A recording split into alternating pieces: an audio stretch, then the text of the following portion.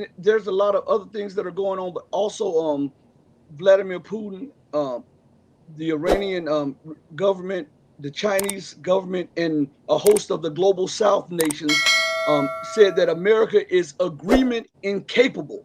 That meaning that she's not. I mean, unincapable. Excuse me. It means that No, she's not capable of honoring her agreements or honoring anything that she signs. And that's if true. this and so being that is true, how do you think that this looks on the global scene amongst nations that used to fear America and that nations that used to be allies with America or nations that are leaning toward China and Russia and the Eastern Bloc? How do you think they will perceive America's lies and treachery against allies and enemies alike? There's going to be a realignment of nations, I'll tell you right now. Russia and China are being closer, and Iran as well. You got the BRICS nation that have an independent economic system. And Europe is going to become more neutral because they need relations with Russia. They don't need relations with the United States. If Russia is not a threat, they don't need NATO. They don't need the U.S. military to be stationed in Europe. That's all going to come to pass. Our forces are going to be rejected, and the fact that the word of the United States means nothing is going to diminish our role in international affairs.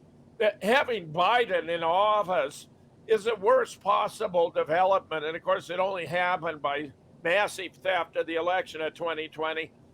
Donald Trump, for all his faults, had made us economically vigorous. He clamped down on the border. The lowest wage earners were seeing their wages rise at the highest rate. Made us energy independent. He called out the fake news media. Those were all major developments benefiting the American people. Biden has reversed every single one. And it's pathetic to witness the destruction of the United States under this Democrat administration. Disgusting. Now, I'm going to put this out before everyone, and then I'll let Rashid ask the other Rashid ask a question because we're both Rashids. But um, Sure. what do you think America her standing will be as more nations challenge the dollar hegemony around the globe, especially now that Russia is demanding payments in rubles. And also, before they demanded payment in rubles, they sent their team to China to coordinate this, and they signed on the SPS system, which is similar to the SWIFT system, signed on with the CIPS or chip system of China, where the mirror cards that would be issued would be backed by China's global union pay system, which is a rival to the SWIFT system.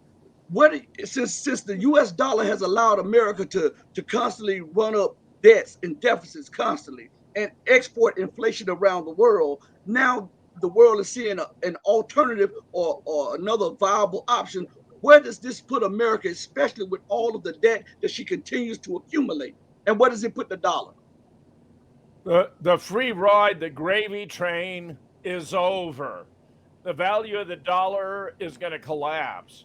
We're going to see soaring inflation here in the US. We don't have any backing for our currency.